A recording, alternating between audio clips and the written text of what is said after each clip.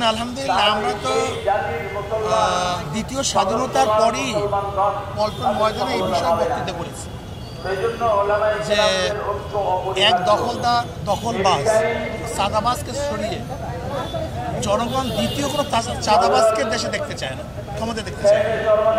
আর ইসলামী আন্দোলন বাংলাদেশ তো এর বিরুদ্ধে লড়ছে।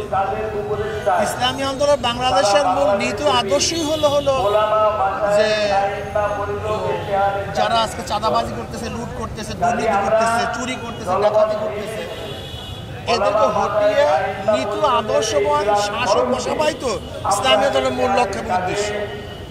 ইসলামী আন্দোলন বিশ্বাস করে যে নীতি আদর্শ পরিবর্তন ব্যতীত শুধু দল এবং নেতা পরিবর্তনের ভিত্তিতে দেশ কোনোদিন শান্তি আসতে পারে না, এটা বিশ্বাস। দেখেন শুধু ইসলাম দেশ মানবতা, ইসলাম দেশ মানবতার এই তিন মূল নীতিকে সামনে রেখে যারা আমাদের সাথে যোগ করতেছে আমরা তাদের সাথে যোগ করব।